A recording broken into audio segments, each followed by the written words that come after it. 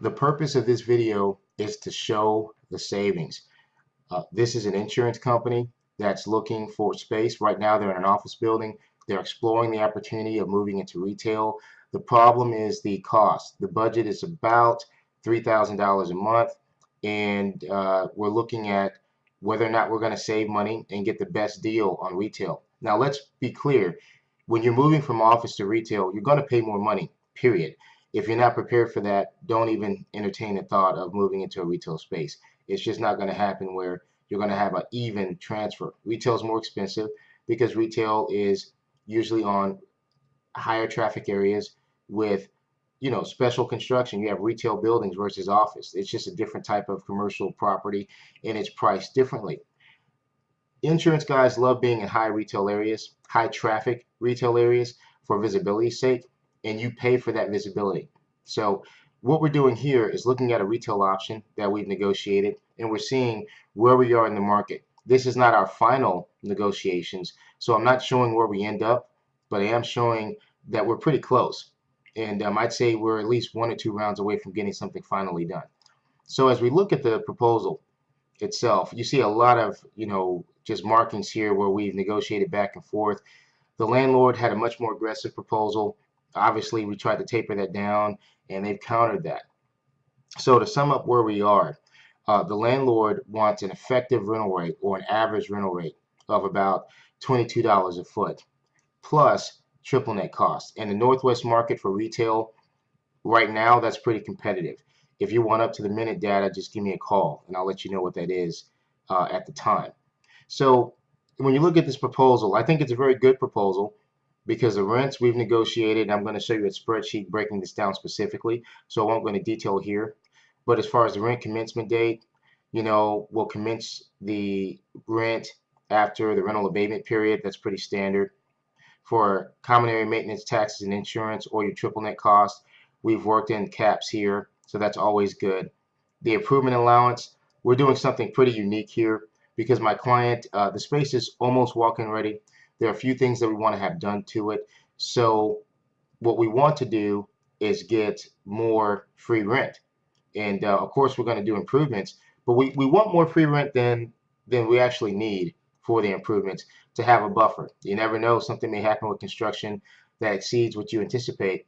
And we'd rather have more than enough than be left holding the bag.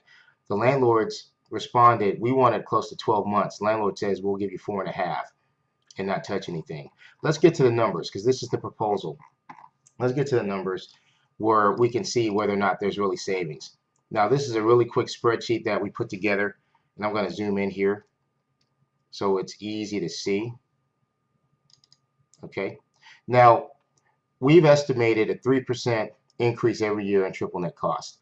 The square footage for this State Farm is a very, very efficient 1,300 square feet, and the triple net expenses start at $8 a foot. So our proposal, which is very aggressive because the market rate is 25 bucks, we went all the way down to 18 and did a stair step every year for a 5-year term. So that gives us an average monthly cost of $28.16 for year 1 and bumping all the way up to $33.58 to year 5. This is right in the zone. It's what we want. We know it's aggressive, but it's what the business needs in order for this to work in retail. Landlord comes back and they want a $22 per square foot effective or average rental rate.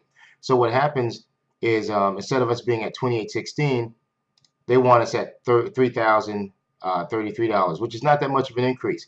I think this is a very solid response to the proposal. Our effective rate is 20 bucks a foot. Their effective rate is 22 bucks a foot. When it comes down to brass tacks, what that means is we're going to be paying $185,000 over the course of the lease for a 1,300 square foot space here. The landlord's proposing us paying $198,215 for the same space. Again, we're very close. With the effective rate, we're close. With the total rents that you're spending, we're close. On a deal this size, I'm saying that we're almost done as far as what we're looking at. Another important factor is the abated rent. We've asked for 9 months here. I said 12 before, I'm sorry. We asked for 9 months, which totals to about $25,000.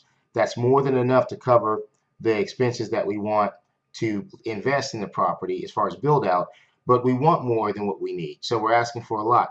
The landlord's meeting us halfway, which is pretty common. And I don't know if that's going to be acceptable or not. We're going to have to find out. So that 13,000. So let's look at, that's where we are now. Let's look at where the market is. The market, like I said, is at 25 bucks a foot. And the typical increases are about $1 a foot. And I've already built in the triple net increases here, so you can see the monthly cost. And the average abated rent is about 1 to 2 months. I put 2 to get the high.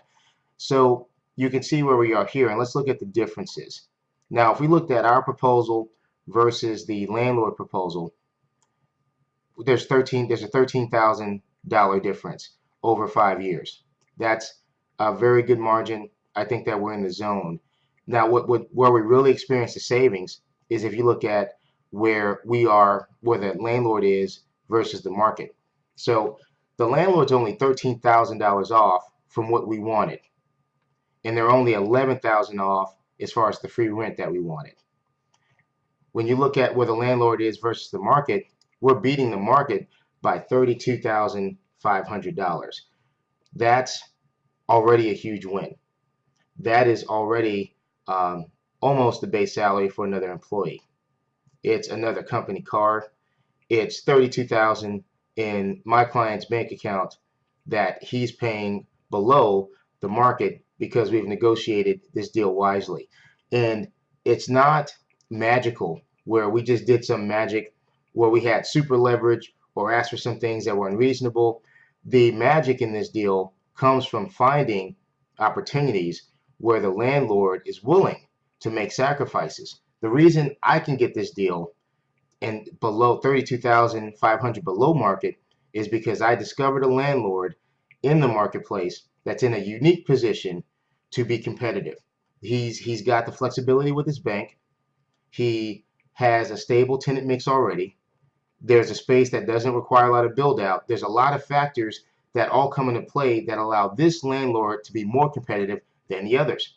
Now I can tell you in this market's surrounded by NewQuest, several other landlords that are much more competitive in rents. Their rent rates are higher and the properties are comparable, but because of how they structure their deals, they're under much more pressure than this particular landlord. So because we've identified a landlord that is willing to compete, and he's proving that by this number, he's already saving us $32,500 versus if we went to anywhere else in the marketplace. So I hope this is a quick example of how you can save and showing the math laid out right in front of you. If you want a copy of what this looks like and some of the tools that we use here, I wanted to put something on the spreadsheet that was easy to read, but this can get much more complicated, and we can use a lot of variables to show other savings in different areas and how we reduce liabilities. But what it really comes down to at the end of the day, almost all of our clients want to see, okay, how much am I going to pay in rent? How much is the landlord asking me to pay in rent? What would the market yield be? Or how much would the market charge me in rent? And what's the difference? And so this breaks that down. I hope you can see it. If you have questions, just give me a call. Love to talk about it.